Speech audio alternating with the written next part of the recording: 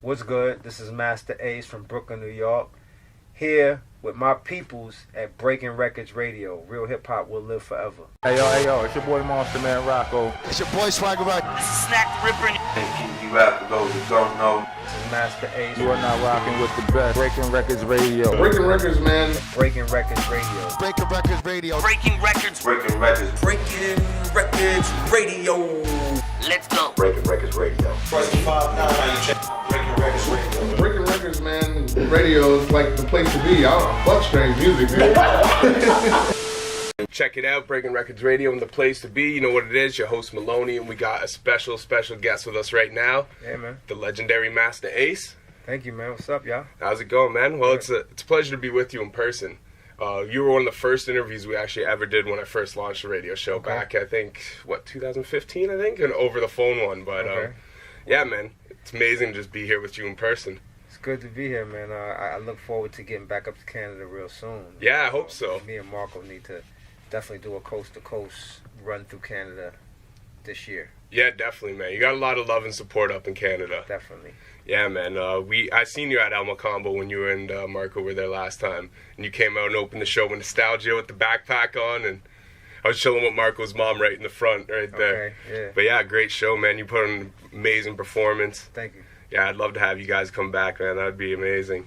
I actually just interviewed Marco over the phone too when he was in Toronto. Oh yeah. Because he was, he was looking after his pops while he was there, so he didn't have time to link in person. But yeah, we got a really good interview in as well too. Great. But so yeah, man, I want to take it back a little bit. You know what I mean?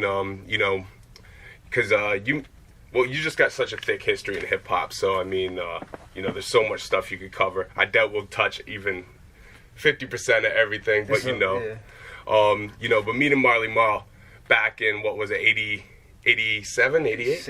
86, yeah. And because you won a contest. 87, I guess 87, because, I won the contest, and then, but I won it in, like, December or whatever, and then that was December of 86, and then when the new year came around in 87, it took me from the time I won the contest until that summer to actually meet him. So I was calling for 6 months or whatever, and then finally got a chance to talk to him on the phone, meet him, and then go out to his studio for the first time. And then in that first session too, you saw G-Rap record it's a demo that day. Yeah. Cool G-Rap was an unknown commodity, but DJ Polo was known because he had put out a record already. Oh, okay. He had a record with another MC named MC Frost, I think his name was, and so I guess Frost was in jail. And so Polo was ready to put out his next record, but this cat was in jail, and he found another cat named G-Rap that he brought to Marley's studio. I was like, this is my new MC. Yeah. And his name is Cool G. He said his name is Cool G. And they recorded it's a demo, or started recording it anyway. It was different. I never had heard anything like it. I didn't get it at first because, sampling wasn't really happening yet. Yeah. Everything was jump programming. And so I didn't really get it, but like a year later, I heard it on the radio, and I was like, "Oh, that's the record they were doing." That's crazy, eh? Yeah.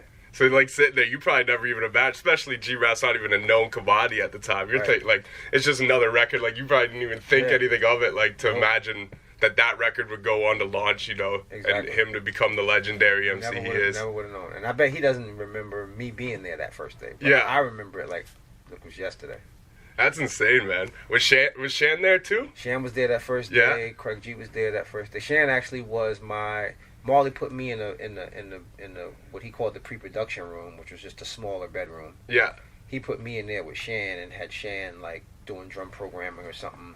That I found out years later that Shan was like, "Oh, I didn't know what I was doing." If he put you back there with me, that meant that he was just like trying to get your studio hours for your contest out the way. Yeah. So that was his way of kind of like burning up hours.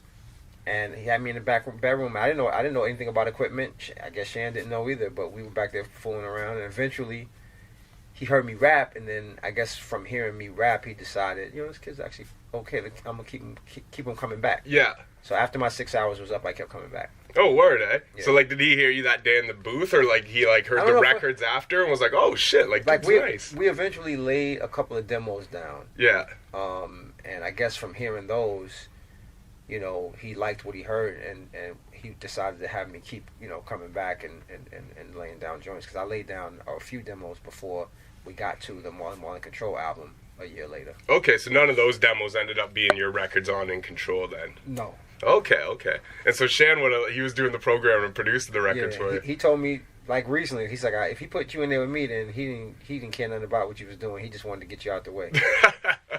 You know what? I just interviewed Shan actually, Thursday on the phone. Okay. Had a great hour-long conversation with him. We've been meaning getting him for time, but one thing I love about Shan is just his brutal honesty.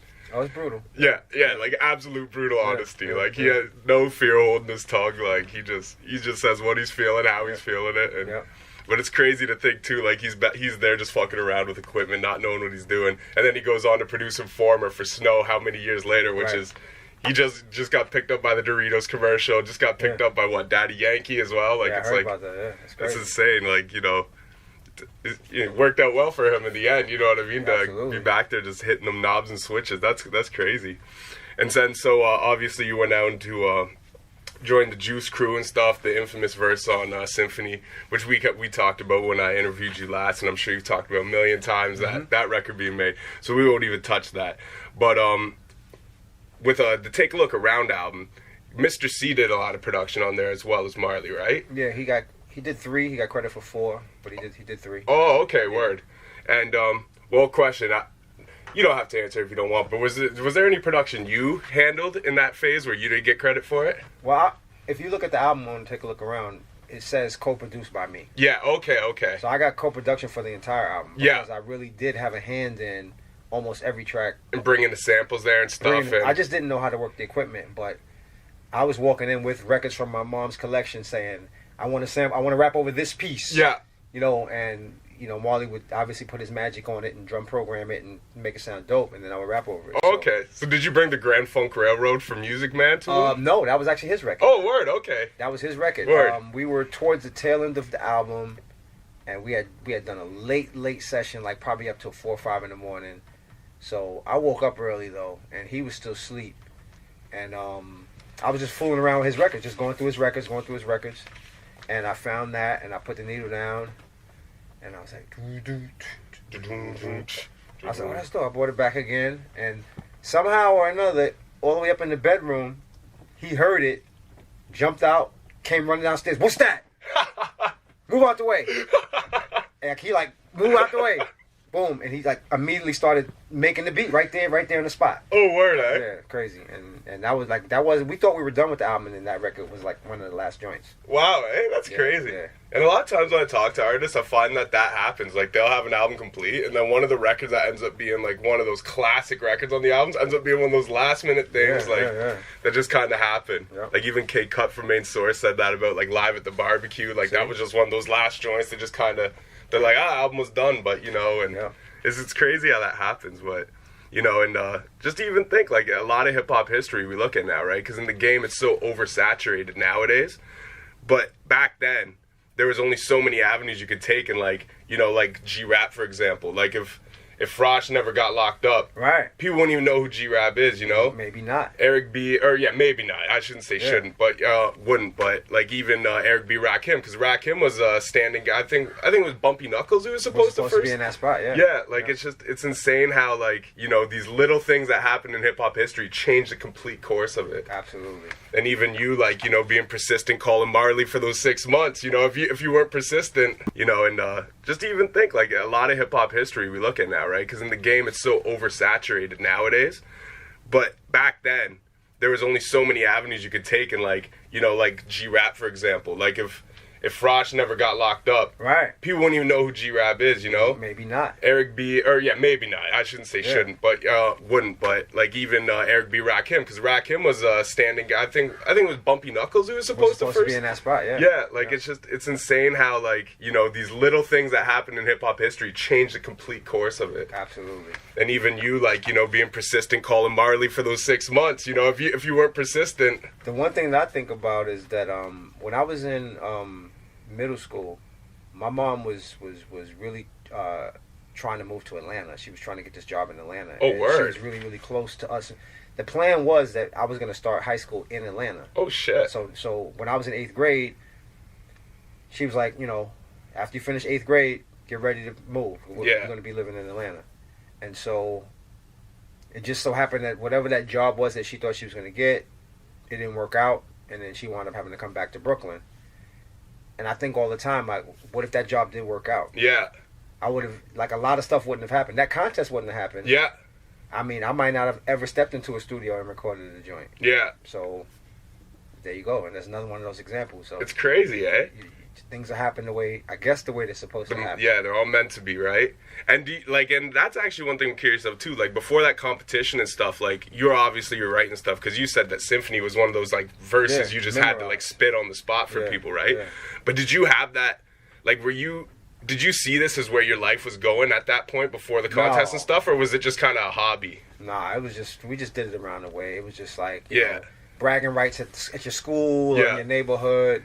Be the fly dude, get some girls on you. It wasn't really like the thought of making a record or even making a career out of it was definitely nowhere near my mind. I was just like, yo, I rap, I have fun doing it, I'm good at it, whatever. But I didn't see that as a career. That's why I went to college. I was knocking out the books trying to get a degree. What did you go to college for, actually? For marketing. Oh, really? Yeah. I started off as a chemistry major my first year. Oh, my dad did chemistry, actually. And then I took that first calculus class, and I was like, I don't think because I didn't take calculus in high school. That's what it was. I was just too far behind. Yeah. Everybody else in my classes had taken pre-cal when they were in high school, and I didn't take it. So the math part of it just threw me off, and I wasn't able to. I couldn't hang. Yeah. So I fell back, and I went to marketing. Oh, so that's insane, man. So like the course of hip hop history, like if your mom would have got that job, I literally would have been completely different. I might not have even been. Might not have ever had a rap career. That's insane, man. Yep. That's insane. And then, I mean, to move forward from that too, because I know you've talked about, your affiliation with Juice Crew and stuff a million times. So we'll move forward from there. But one thing I was curious is in an interview, I think it was when you're talking about the Sitting on Chrome 20-year anniversary, but you said like when you signed with Delicious, because it would have been Delicious at that point, right? But you were arguing with them and you wanted to change your name because you were tagging Ace One at the time and stuff, and you the way you worded it was I didn't want. Can't remember specifically how you were. Basically, you didn't want the relation to the old affiliation Masters. with. Yeah, I don't want the any Juice affiliation Crew with Cold Chillin'. Cold Chillin' you with that label because that label had really done wrong by myself and a lot of other artists, and I felt like that first album, Take a Look Around, was phase 1 of my career, and now this is phase 2, and I don't want anybody to even remember phase 1. Yeah, I wanted to just go with a clean slate. I wanted to start with a clean slate. That's what it was. And what was it over at Cold Chin? Just like the same things other people complain about, not getting paid properly, the royalties, all that stuff? All that stuff, man. It was just like they didn't run. If they had run their label the right way and taken care of their artists in the right way, they could have really flourished as a label. They could have been like a Def Jam. They would have been that. I mean, they were at that time, late 80s, Cold Chillin' and Def Jam were 1 and 1A. Like they were literally neck and neck. Yeah. Competing for radio slots and airplay, and both labels had big name artists. Def Jam had LL Cool J, Run DMC. I mean, not even Run DMC. I'm sorry, LL Cool J, and I forget what the other Beastie Boys. Whatever. Yeah. And Public Enemy by '86. Yeah. Right. And Cold Chillin' had Big Daddy Kane, Biz Markie, MC Shan. Yeah. So they were really neck and neck with Def Jam, but the difference is that Def Jam took care of their artists. Yeah. I'm sure you'll get some Def Jam artists that'll say they didn't, but whatever they were getting jerked, whatever way they might have been getting jerked, we were getting jerked way worse. Way worse. They were not even accounting to us. Like, and to this day, I haven't been accounted to for my first album. Really, eh? And it's been almost 3 decades. And I've heard I've heard the same sentiment from a lot of people. Like Shan said the same thing when I was talking to him, and even just in all the interviews I've watched with other people, and it's a shame, man, because there's a lot of classic material, and really it's like for all these artists to be at this point and they still haven't You're right. It's disappointing, really. Those are bad choices by Tyrone Williams and Lenny Fishelberg. They were the 2 heads of the label, the president and the CEO, and they didn't. They looked at all the money that was coming in. They looked at that as their money. Yeah. And so they were out living the big life, champagnes, parties, limousines, yachts, You know, like literally, like that, like that. Wow. Like literally spending all this money up that was supposed to be for artists and for their budgets. And you guys are still taking the train and shit to come to the studio. I know Shartae was taking the train up until like her first album came out, and she was like, "How am I taking the train with a 1-year-old and everybody else is and Marley and Fly Tie, these guys all got brand new cars, and I'm taking the train. It doesn't make sense." So, like, what would they do that back then? Like, did they just break you off, like, what, like, kind of like similar, like, what people say Sugar's doing at Death Row, like, just break you off, like, allowances and stuff when you kind of ask for money? And everybody, well, the only people that were on that stipend thing was Shan and Shantae. Okay. They were on a stipend. They came up every week, every single week, and Shan got a check for $1,500 or whatever it was. And with me, once I kind of saw, oh, you can do that? Yeah.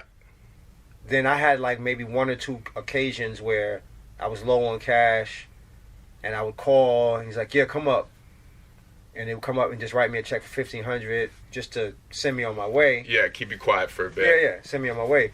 But there was no accounting, so I didn't know what I probably was owed 5 times that. Yeah. And so that's just how it was, man. And like I said, I didn't want any affiliation with that time in my career. Yeah. I was ready to start fresh with a whole new energy, a whole new me.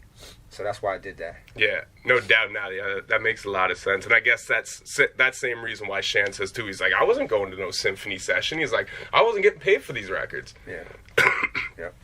And then actually curious, too, from this, after this we'll move on completely from the Juice Crew, but just curious, too, because Shan was talking about how he's dropped out of the recent shows that you guys are doing. The most recent show. Yeah, because I talked to him, I think, literally the night that it was happening, or like the night before or something. Yep. But he said he was just got off the phone and was dealing, but... Yeah, that was Juice Crew Glamorous calling me. They asked me why I ain't doing a Juice Crew show. Oh, shit. That's another story. You know what I'm saying? It's like I'm doing Juice Crew shows. We got a Juice Crew reunion tour, right? Yeah. How come is it Shan is the only one doing one song? Everybody else gets to do 5 and 6 or whatever, you know. They get to do what they do. But whoever's in charge of this Juice Crew shit now, mentioning no names, feels that my fans are not as important as their fans. That my fans only deserve to hear the bridge. That's all they know of yours. Say word. Not knowing, not understanding that it was my songs that held the Juice Crew up before you niggas got down. Okay? So don't act like all of a sudden you came along and you took it to a new... No, I held this spot while you was doing what you was doing. You know what I'm saying? Yeah. So don't come tell me what my fans deserve to hear. And so that's why you won't hear me doing any more Juice Crew shows. And I'm not down with that Juice Crew thing anymore. Unless the promoter contacts me directly in order for me to do a show along with the Juice Crew. The person in charge cannot book me anymore. Cannot say how much I make. Cannot say how much time I have on stage. Cannot say anything. Would that be the same sentiment then? Like, does Fly Tie, those guys, they still own the name, or has it been bought since then? And no, Fly Tie's not. I don't know who owns what. Yeah.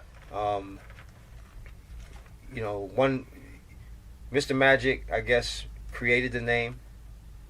I don't know. I don't believe that it was ever copywritten or anything like that, or trademarked. Okay.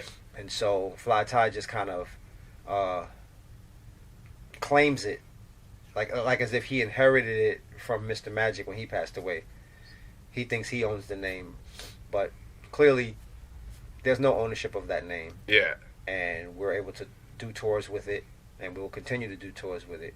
If Fly Tie would like to create a lawsuit, because he won't, because he hasn't paid anybody. Because he doesn't have the evidence either. Because he hasn't paid anybody. So for him to bring a lawsuit against artists that he hasn't paid, it's gonna would be burn stupid. him, yeah. Yeah, so he'll just sit back and complain and talk junk in his cheap suits, and that'll be that. Yeah, it's a shame, man. It's a shame because the legacy is really like, you know, like you said, like, you know, Death Row and Cold Chill in that era of hip hop, like that's what you remember. You know what I mean? Unless you really were there at the time and you knew all these other underground cats who were putting stuff out, like dudes my age and stuff, you look back in history, like that's the history you really know. You know what I mean? Absolutely. It's a shame, man. But to move forward, so Ace 1 was your graffiti tag. Yeah. So you were burning for years then, I'm guessing, eh? I don't want to say years. Like, when I was in high school, that was when I kind of discovered graph. There was the documentary Star Wars came out. Yeah. I saw that and I just was like, what? I don't know what this is, but I want to be a part of it. And so, but by then there were like all these big time, graph artists in my neighborhood doing their thing. So I was trying to get to know who those guys were. I got to meet a few of them, and it's a very underground community though, right? So it's hard to get yourself in there. Yeah. Super underground, and so. And I was still at that age where, and my grandmother was my main guardian at that time, because my mom was down in Atlanta trying to make things happen. And so, I couldn't be out 1, 2 in the morning bombing trains. Like I had to be home at a certain time. So I wasn't like those guys were all older than me, and they were out 3, 4 in the morning, coming home, paint on their hands and all that stuff. I couldn't do that stuff, so I was just kind of like right in my neighborhood, in my building, in the elevator, in the hallway, and that was kind of my introduction into graph. And then I went to college. I went to college in '84, and then so for those 4 years in college, I wasn't going to be writing. I thought about it. Yeah. And I was like, I can't be in here like bomb up to school, because I'm gonna get caught. Now we're getting kicked out of college yeah. So I fell back from it, and then after my second album dropped in '93, Slaughterhouse, I met some graph artists from the Bronx. Shout out to my man Louis 167 and Rule and this other kid Trap. Those guys are all from the BX, and I met them one day at a hip hop party. And they were telling me, we bomb all the time. And I was like, word? Man, I never really got to bomb. Like, now I'm adult. I'm an adult. I don't have to be home at a certain time. Can I go with y'all? And they was like, you serious? I'm like, yeah. So they was like, all right. And we exchanged numbers or whatever. And in '93, when my second album dropped, I'm taking the train, driving really up to the Bronx, parking and climbing fences, going through holes in fences, walking through all kind of garbage and junk to ride on freight trains and walls and all this type of stuff. Oh, so you did get to hit up trains and stuff before they cleaned them all up. And shit. But it was like later in my life. I was an adult at that point. But so yeah, I did get the chance to kind of realize those dreams of really going out and bombing on the streets and stuff. Yeah. But it was way later, and it wasn't for years and years. It was just for a few. And then the Vandal Squads came, like a couple years later. All coming with Giuliani and shit. Yeah, they created the Vandal. No, it was before Giuliani. Was it? Okay. Yeah. But they created the Vandal Squads, and so the Vandal Squads, their job was to find out who certain writers were. Yeah. What their real names were. They would actually do investigations, and I was like, well, I got videos on TV. I probably shouldn't be. I'm going to be the easiest one to catch. Yeah. So at that point, I just kind of like fell back. Okay, and then then when you went on to use it as like one of your aliases as a producer, was that almost just like kind of like a hint to the hip hop heads? It's like now you know who was tagging that. It was just a way to kind of like rebrand myself in another way. Yeah. Is there a reason why you didn't want people to know you were making the beats? Yeah, I mean, because I felt like. If I could create two separate entities, maybe my rap career doesn't pop off, but my producer career can pop off with this other name. Yeah. And so I looked at it as thinking from a marketing standpoint, it was a way to brand myself in two different ways and keep the two worlds kind of separate. This is me rapper, this is me producer. Don't mix the two up. Yeah, because you're also at that time in a process of rebranding yourself as an MC too, right? So it was almost kind of like a two birds with one stone type of thing. It's like maybe either avenue. Okay, yeah, that makes sense. Because I was kind of curious when you said that in one interview. I was like, because I know a lot of producers do that, but I'm always kind of curious. Well, actually, I do that myself as well too. I produce under Maloney, artist named MLNY. So I'm always kind of curious to see what ticks, what what caused other artists to do that as well. But with the Slaughterhouse album as well, I was kind of curious because that was kind of like your parody of like all the gangster rap going on at the time, right? Like kind of a mockery of it. And then when you did Sitting on Chrome, it was like what you said, your compromise album from the label because Born to Roll worked. Yeah. But they're both kind of like, you know, the gangster rap was a heavy West Coast sound, and even though like, cause Sitting on Chrome wasn't really sarcastic, right? Like you're into car culture and shit, right? Absolutely. So it was kind of like an honest album still. Yeah. But did you get flack from LA at all from like the fact it's like, oh, yo, like you're mocking gangster rap, and now like where they might have thought you were mocking the car culture and stuff? It's so weird. I missed the flack. Yeah. From LA because they didn't make the connection between the guy who did the Slaughterhouse song and was doing that parody record. They didn't make the connection between that guy and this new record, Born to Roll, that's now being played on the radio, 35 times a day. Yeah. So they were like, they didn't care about that. Yeah. The only people that really knew that it was the same person was the artists that were inside the industry, like Ice Cube and OC, those guys. Yeah, yeah. And Mac 10 and those guys. So I just kind of I avoided it. I avoided that flack because the connection wasn't made. And maybe it's because those records weren't that big. Yeah. So because they weren't that big, they didn't get to the mainstream audiences so that they knew, oh, this is the same guy that was doing that record that's now doing this record. Yeah. So that's the easy answer. But I did get a lot of flack from New York. From New York, yeah. Major flack. Because Slaughterhouse, even if they didn't catch the parody, they're thinking first you're doing almost a gangster rap record, and then the Born to Roll. They're like, why are you so West Coast? Yeah, they just thought I was like trying to pander to that sound, and really I was just trying to combine the two worlds and make something new. And you're rebranding yourself at the time too, right? Yeah. So it's like almost separating yourself as far as you could from that Juice Crew image. Yeah. Doing something new. But one thing I'm curious of too is because you were probably one of the first New York rappers to ever kind of experiment with another sound from a different coast, right? Yeah, I mean, arguably, because this is my thing, right? Born to Roll was the record that everybody pointed to and said, "Oh, that's some West Coast stuff. That sounds like West Coast music." Yeah, right? yeah. But the record that I sampled was a Def Jam record. Yeah. That came out on Def Jam. That played on the radio on the East Coast. All I did was rap over that same beat. Yeah. But it was just that the West Coast sound at that time was a throwback to production from the early New York days. The funk stuff, yeah. No, the 808s and 909s. Oh, okay, yeah. That stuff. So the early New York sound. Yeah.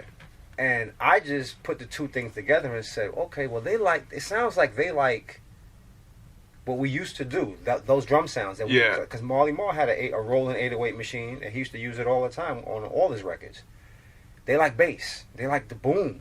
So all I'm doing is reaching back to the 80s. Yeah. And rapping over music from that time period. And y'all are calling it West Coast music, but it really wasn't. It was just a throwback to a time that I guess New York forgot about. Yeah. That was our sound first. The 808s and the 909s was our stuff. Until before the heavy samples really came. Started. Yeah. Exactly. Yeah, that's crazy too. And now you look at hip hop, and a lot of artists complain about how there is no identity coast to coast. But like it wasn't until I was watching you once again the 20th anniversary of Sitting on Chrome, and you said you're like, I was kind of in a sense with the way it was viewed, one of the first dudes who were like, kind of dabbling in like another coast kind of sound. And it's like, wow, it's crazy because I never would have made that correlation. And now you look at it and it's like the identity is so gone from almost everywhere. Yeah, there's no borders now. No. And how do you feel about that personally? Like, do you wish that certain areas still had their own sound, or do you everybody do everything? I miss the fact that New York has lost its identity. Yeah. We had an identity. We were, in a lot of ways, we were kind of like the leaders of what was going on in hip hop. We led the way in terms of what stuff sounded like. Yeah. And I thought it was cool that the West Coast adopted their own sound, that the South kind of created their own sound, but that all of those sounds were able to coexist together on the radio and in clubs and stuff. You play some West Coast stuff, you play some South stuff, you play some East Coast stuff, and it all worked. Yeah. And I hate the fact that, that New York artists now, you can't tell that they're New York artists. Yeah. The music, the way they're rapping, the cadences, they have no connection to what New York is supposed to sound like because they were raised on New York radio, which in the last, 15, 20 years has been a lot of down south stuff. Yeah. New York radio has really kind of ushered in this new phenomenon, which is cats from Brooklyn rapping over trap beats, and it's because that's all they hear, so that's what they think it's supposed to sound like. Yeah. And that's too bad. Yeah, I agree. Well, because I mean myself, I personally think the New York sound, that's my favorite sound, right? And not to be biased or, you know what I mean, hate on anything else, but like that's, what you like. Exactly, that's what connects with me. Those, basically like 86 to like 96, basically that decade is just like, it's perfect. Like I can't listen to a lot of new hip hop. I give everything a chance, especially, with doing media and stuff. You have to have an open ear. Of course. But in my spare time, if I'm gonna go check for some new shit I never heard, I'm 29, right? So Okay. I was a little kid when all that 90s shit was happening. Right. So I go back, like I just started listening to like Poor Righteous Teachers like a few months ago. Like holy shit, is that untapped gold mine of just like incredible hip hop. Yeah. You know what I mean? But it's like I'd rather go dig in the crates and find some stuff that existed prior. That like it just makes me break my neck, opposed to like try to force myself to like some stuff that all sounds like everything else. Right. And it's a shame kind of that that's happened in hip hop. But I think it's interesting too that like you think like you would say it's the radio stations that really made it it is because they used to support their own, and then I mean they at one point, like I said, New York led the way, and then at some point New York started to follow. New York radio started to follow. Other radio stations of other regions would listen to what New York was playing, and they would play that, and maybe mix in a few of their local artists. Yeah. But then when the South, when the artists in the South started to really, break through without the help of the East Coast. Yeah. The East Coast DJs were like, oh well, that's big out there, so maybe we need to play that, and then they started. It just became. I mean, they could have done that, but they just needed to still. They should have still supported the sound that was coming out of New York. Naturally, and they abandoned it completely. Yeah. All right, and so yeah, man. So to move on a little bit forward from that too, and like you got so much history in hip hop, man. It's crazy. It's insane. And I think like my personal opinion, your top 10 greatest MCs of all time. Like I think your catalog is just. I appreciate that. There's you ask 100 people, you get 100 different answers. You do, yeah. Which I respect for those that put me in their top list. That's great. I'm happy to hear that. If I made a top 10 list, I wouldn't put myself in there. Yeah. But I definitely I feel like the fans that put me that in their list like that are the real thinkers. Yeah. And the fans that go beyond just the beat and the braggadocious raps, and they like something that's a little deeper and more thought-provoking. And so I think that's what I kind of speak to in those fans. They like music that's thought-provoking, that evokes emotion, makes you feel a certain way, and that's what I'm good at. You do all that, and it's the reality. Like Take a Walk is like like one of the most perfect hip-hop songs. You know what I mean? Like it's just like, when you see the girl on the block before chauffeur, you rush over. The 14-year-old girls be dressed like she much older. That young chick walking the block trying to get paid is in the same class your sister. It's like what? Like just the reality and the way you make it vivid. And then like the enough like songs like that, nostalgia. Once again, that's probably. Well, I don't know if it's my favorite record of yours. It's my favorite record of Polo's. Right. But that's like top 20 hip hop songs of all time to me. You know what I mean? I love that record. Like, it's just the reality in it. You know what I mean? Like, but the thing I like is when you go back in your career, you've covered all these other avenues of hip hop before you got to like the Disposable Arts Ace. Right. You know what I mean? Like Disposable Arts and Forward is my favorite material of yours, but I like how you have that versatility. You know what I mean? Like you've proved it all throughout your career, continue to rebrand yourself, and that's what I think makes you a great. You know what I mean? It's like even Disposable Arts forward, you'd still be top 10. But I think it's just incredible, man. You got so much history in this game, and I really appreciate what you do. Last time I talked to you, you said you were never gonna make another solo album again, and technically you haven't. Well, I think no, you did put one out in like 16, didn't you? Yeah, the fallen season. Was me kind of going back on my word a little bit. Yeah. But for the most part, you've really actually held your word, because even if you did like an album, it's with Polo. So it's, you know what I mean? Like, or some Doom beats. Yeah, exactly. So even if it's you as a solo artist, it's still a collaboration effort. So, because that's one thing, the game needs artists like you. You know what I mean? And every time I hear, cats like you, like thinking about hanging it up, it's like, man, you can't. But you gotta do what's right for you too, right? So I do. Yeah.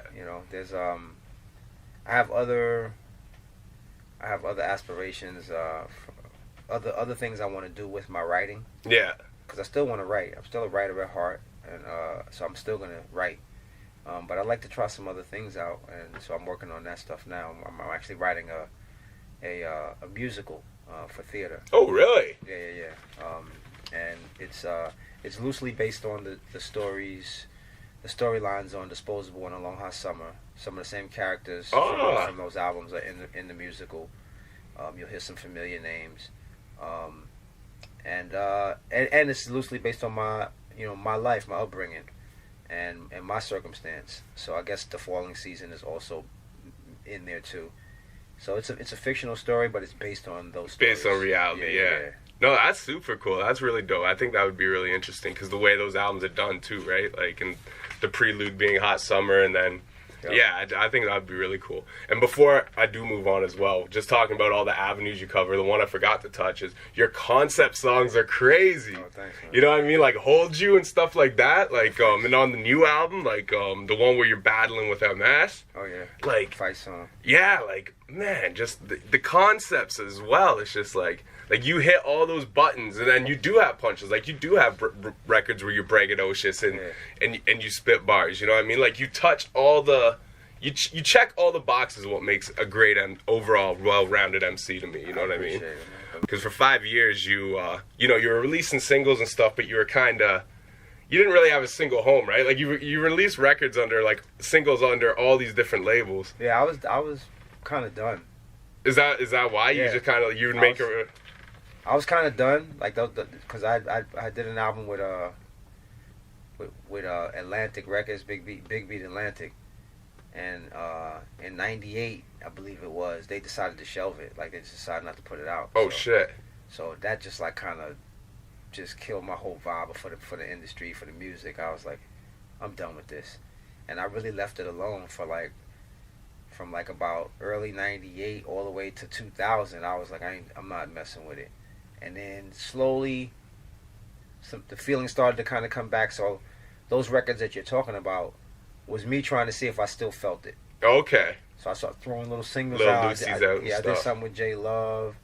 I did another single with the J Love, was that the one Hellbound? New York Confidential. Okay. NY Confidential. The Hellbound joint was on the Game Over compilation. That was with Eminem. Who was the other guy? I thought Jay Black. Jay Black, that's it. Yeah. That's it. I was trying to think of his name on the way here, and I'm like, fuck, I can't remember his name. Yep. So, but yeah, all those little records that I popped up on between like 99 to 2000 through 2000 were me trying to put my toe in the water and see if I really still felt like I wanted to do it or not. Yeah. And then obviously in 01 I decided to do it, and that was Disposable. Okay, so that's why they're all different labels, because you put one out, you're like not really with it. I did the Brooklyn Blocks thing with Duck Down too. Yeah, that's what I was curious about too, because that, like, Duck Down's a pretty stable home. So I was and thinking about it, I'm like, you and Duck Down could have done some really cool work together. So yeah, they already had an identity. Yeah. And I didn't feel like I had necessarily blended in well with it. Yeah. And I'm friends with those guys, and I didn't want to, you start doing business with friends, shit could get ruin funny. relationships, yeah. Okay. And then before going forward from there, too, I was curious, so that was the Hellbound, was that the Jay Black's record, or was that your record? That was neither. That was, okay. That was a Game Over compilation song that they put, because they put this compilation together with a mishmash of different verses from different people. Yeah. Different people coming to the studio, and so they had this Eminem verse that he recorded back '97 or something, and they just had this verse. He came in, they paid him. He this was before he was known. He was hot, yeah. And they had the verse, they paid him for it, and they just never did anything with it. And so then they had this idea to do this compilation album, and they put his vocals over this video game. I think it was Excalibur, one of these old video games. Yeah.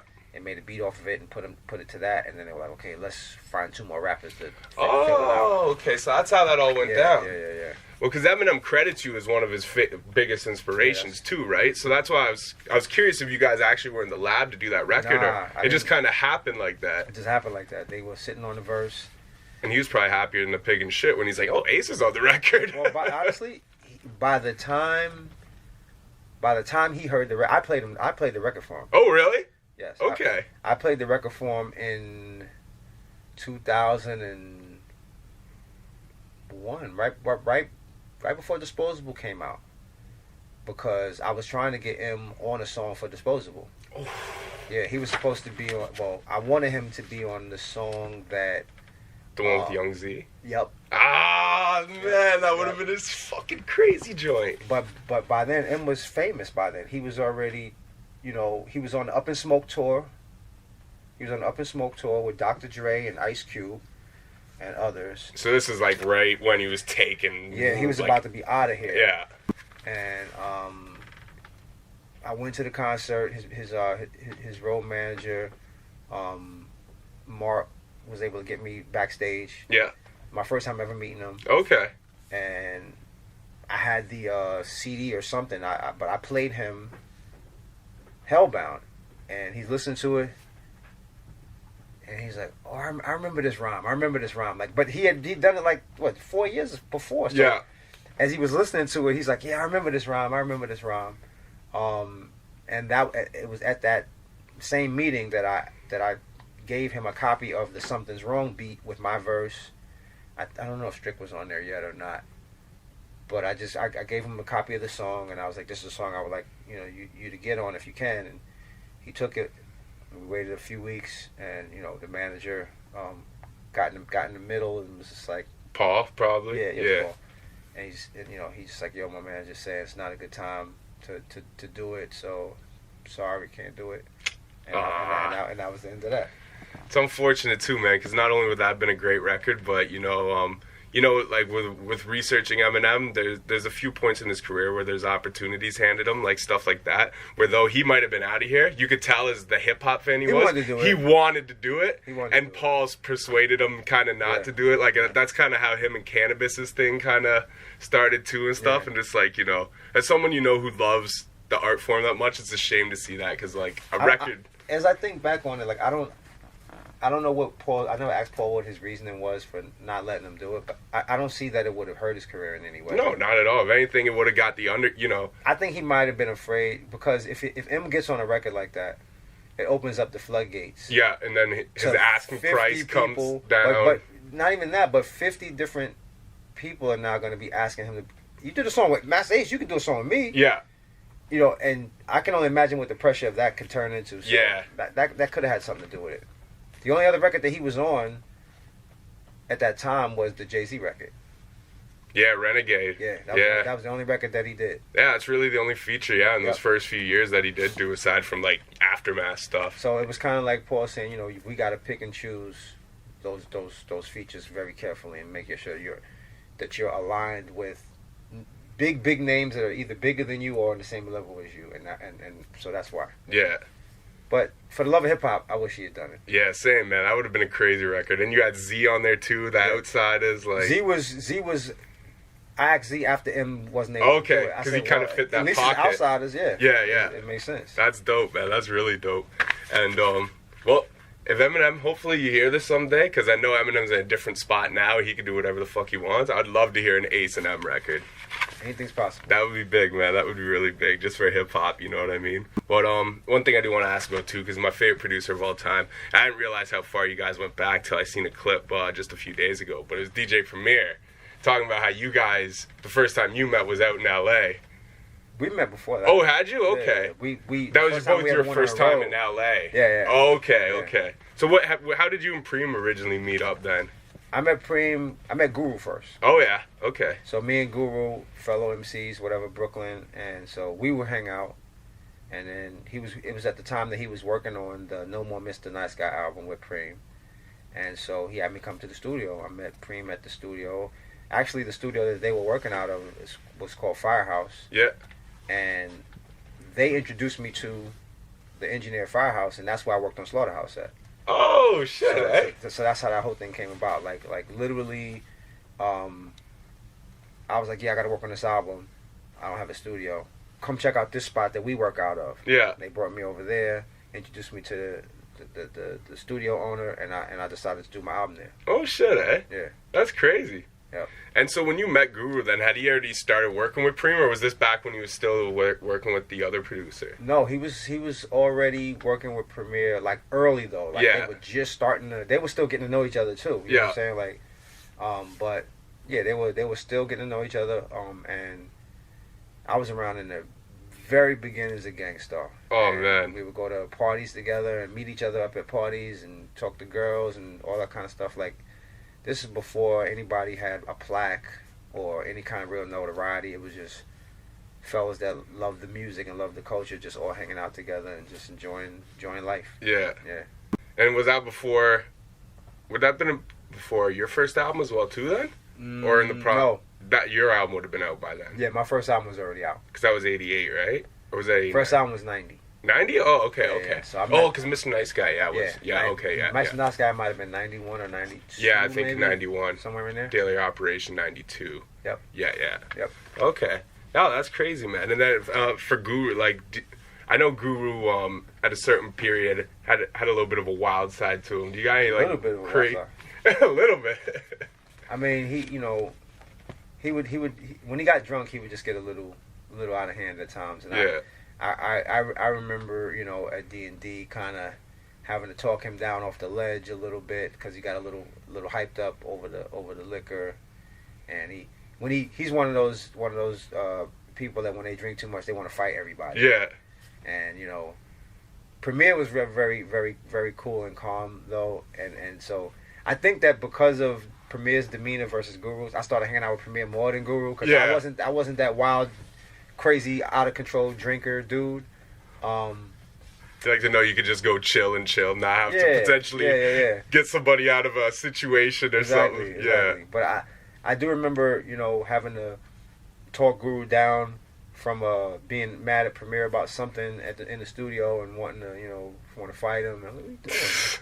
Let's go outside, cool off. Like, yeah. But yeah, man, those guys, man, like I said, we were right there together, like just living life, man. I had a cookout when I was living in Queens. I want to say this was like 92 or maybe almost 93, and they came out to my crib with a bunch of their crew, and I had some other friends from my neighborhood, and we actually went to the park and played. I don't know if you're familiar with the game Ultimate. No. It's like basically like football but with a frisbee. Okay. So you have teams or whatever, and you can't run with the frisbee. You can only throw it. Yeah. So everybody else can move and try to get open, and you just kind of fling the frisbee. You catch it, you stop, and the guy can try to guard you and throw it to the next guy. So yeah, they were out there. It's almost kind of like basketball meets football with a frisbee in a sense. Yeah, exactly. Okay. Exactly. And you try to make it to the end zone. Oh shit. Okay. So yeah, we were out there playing Ultimate, man. Me and Gangstarr Foundation and a bunch of other people, just having a good time. That's wild, man. That's so cool, man. Like, that's another thing I think hip hop's missing nowadays is that, camaraderie. It is, man. Like a lot of because the money got involved. Like nobody had a lot of money back then. Yeah, so you guys are all just in it for the culture, the love, just trying to make it happen and trying to be a little famous if you could. A little hood famous is always nice. Be recognized on the street. A little bit of clout, make it easier to pick up some chicks and right. Might get some free weed if you smoke weed or whatever it is. And then so was that the first joint you and Preem ever actually did? That was your joint then? First joint. I thought so, yeah. First Primo beat that I rapped over first record of mine that I made with DJ Premier. That's crazy. He did the scratches on my song Saturday Night Live. Oh, did he? Okay. And a lot of people thought he did the beat because at the beginning you hear the voice, DJ Premier. Yeah. But that was just him doing the scratches. Okay. Yeah, because when I was coming up, I mean, back before I ever copped disposable arts, when I just like, this is like LimeWire days and stuff, when you just like, you got like, the tracks you could find and stuff. You remember that shit? And this might even been Napster. But I always thought No Regrets was a Primo beat back in those days, and I always thought Enough was a Primo beat. Oh, yeah, nah. But no, as I got older, I read credits and, really got to know his sound because, he's my favorite producer now. But at that time, I was kind of really just digging, learning, like, all his history. I'm like, man, this guy, like, I knew him from Gangstarr. And I'm like, you did these Illmatic joints, you did the J's, you did like all my favorite rappers' favorite songs. That's what I mean? It's like, it's crazy. But those beats at the time I always thought were Premier joints. So then when I learned they weren't, I'm a little disappointed, right? And as I got older, I'm like, man, I wish Ace and Premier would work. So finally did it. Yeah, when I seen that, I'm like, yo, and that track's crazy, by the way. I sat on that beat since 2011. Holy shit, eh? Yeah, I heard that beat in 2011. We were on tour in Australia together. It was me, Marco Polo. I was with Edo G. Me and Edo G had a tour with Beat Nuts and DJ Premier. Was that when you guys put out A&E? Yes. Okay. And so we were doing an A&E tour, but we were with Beat Nuts and Premier in Australia. And we were in Sydney. And at the Sydney sound check, Premier put that beat on. And as soon as it came on, I said, yo, what's that? And he was like, yo, this is for, because at the time he was working with an artist named Nick Javis. Yeah. And he's like, this is Nick Javis' joint. And I was like, yo, I need that right there. He's like, yo, it's his beat. You got to talk to him. So I went after sound check and I pulled him to the side and I talked to Nick and I was like, yo, what's up with that? And he's like, yo, I can't come up off that beat. That's for my grandma. It's a song I wrote about my grandmother and this and that. And I was like, damn, word. All right. And I was so disappointed, but I was like, I just kind of, I left it alone, but it was still in the back of my head. Yeah. And then maybe a year and a half or so later, I found out that they weren't working together anymore. Oh, so it's kind of like the guy who finds that he liked this girl, but she was married. And then he finds out that they broke up, and he calls her like, "Yo, hey, how you been doing?" So I called up. So I called up Premier, and I was like, "Yo, what's up with that Nick Javis beat that I heard in Sydney?" He didn't even remember the beat. Yeah. I was like, "Yo, I'll." He's like, "I got a whole bunch of Nick Javis beats that aren't being used. A bunch of them I already gave to Bumpy Knuckles." Oh, so that's how those albums probably started. And he's like, I don't know if that's one of the ones or not, but I'll play you the ones that Bumpy Knuckles didn't pick. Yeah. And we sat in his car, and I was like, that one, that's it right there. He's like, it's yours. I was like, bet. And I had that beat since that time. So it was 2011 was when I first heard it, and I got possession of it in 2012, around there, 13. And I've been sitting on it ever since. Holy shit, eh? Yeah. And then to get Evidence on it, like, did you and Evidence have a relationship prior to that, or did you just hear him on it? You know what happened? I went to his show. He had a show in Brooklyn at the Knitting Factory. Me and Marco went together. Yeah. And we still hadn't really had... We hadn't really had that many features for the album yet. We were still kind of figure out who would be on what. And you guys already knew the Primo joint was going on there, or? No, well, I had the beat. Yeah.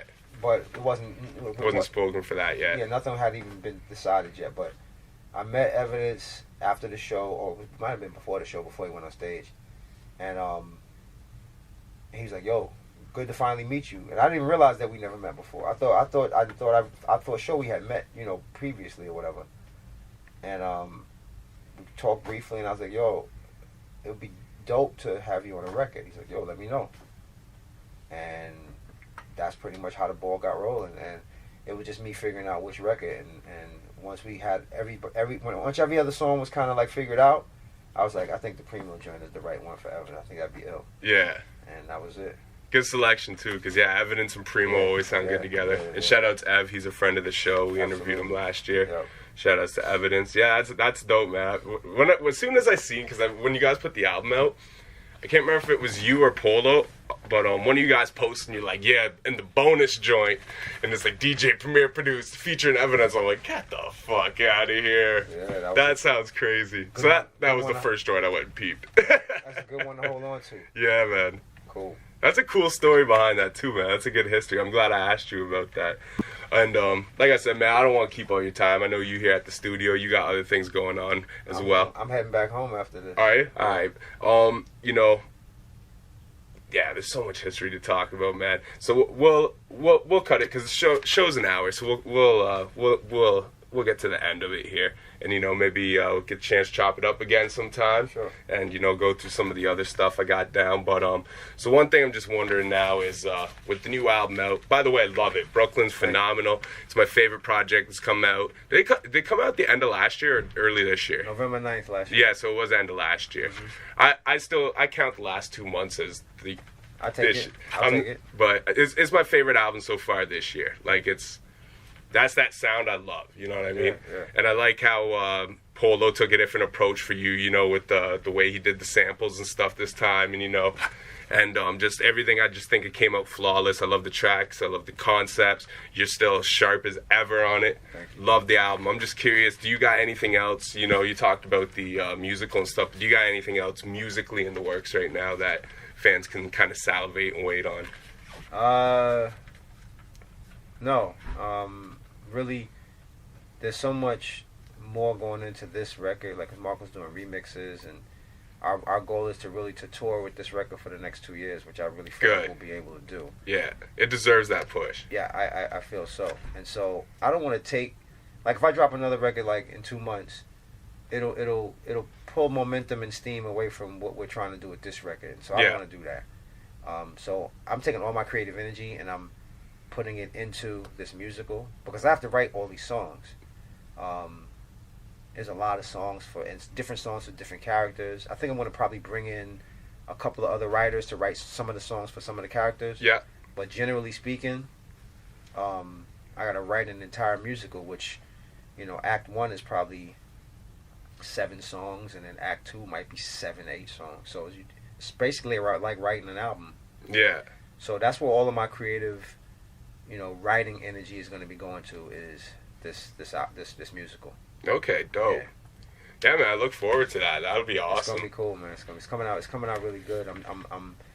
It's so crazy because when you're writing a story like this, and it's you know, a fictional story but kind of based on real life. So there are fictional aspects of the storyline that you have to create, and so coming up with the ending and what's going to happen with the characters, I'm at that point now because I'm already in Act 2. I'm like last 3 scenes of Act 2, and I got all these loose ends that I got to tie up in 3 acts, and I'm trying to figure out how to do it. And that's the fun part. That's like when I'm making one of my records, when I'm making one of my albums, and I'm, you know, writing the skits and trying to figure out how the skits and the songs are going to all kind of sequence and blend together, and why this song should come before this skit, and this song comes after this skit. So I'm at that point of sequencing and figuring out all of these storylines for all these characters, and it's going great. But I'm definitely at a big pivotal moment in the writing, and I'm like just sitting there like, what do I do? How do I do this? How do I fix this? But it can't be fixed because I see so many, you know, movies and TV shows and stuff like that where you can tell that the writer got stuck, like a cheap ending, and gave up. Yeah. Like, fuck it, I'm just gonna kill this guy and kill this guy. Yeah, it's like, oh, well, you watch this whole thing and then the ending is whack, and you're like, yo, you gave up.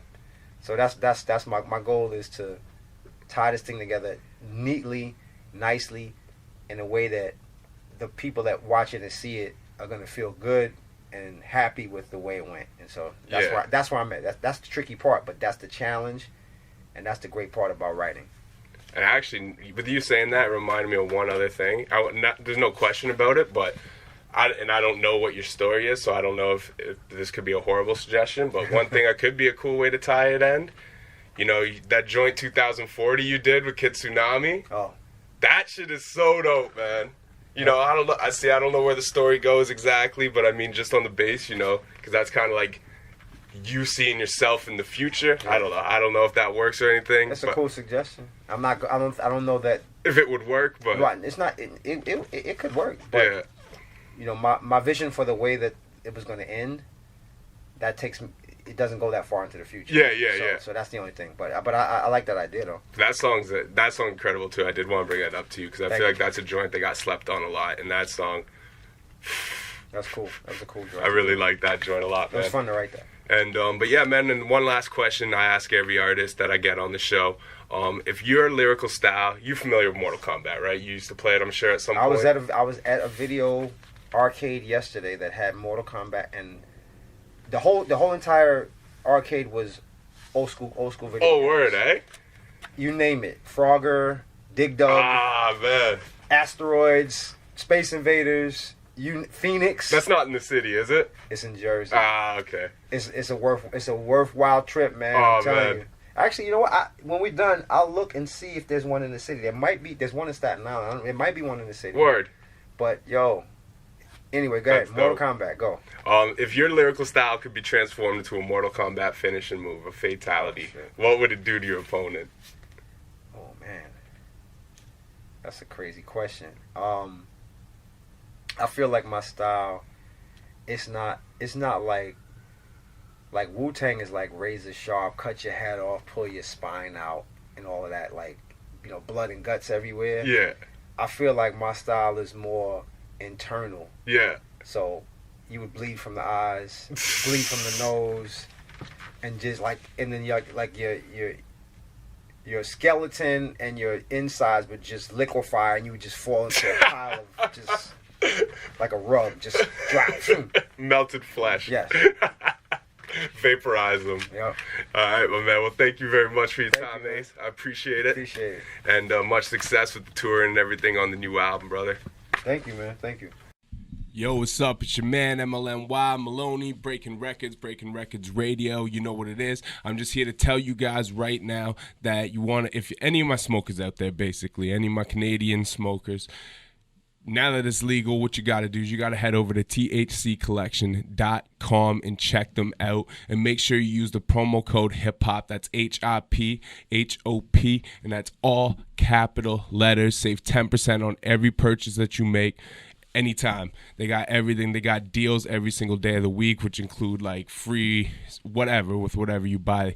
And my favorite is Tulip Tuesday. You can get $100 ounces, and that's only on Tuesdays, and you save 10% on every purchase with the promo code HIPHOP, all caps. That's HIPHOP. So make sure you go over there, check them out. That's thccollection.com for all your good medible needs, for all your good greenery, your extracts, and all that good stuff.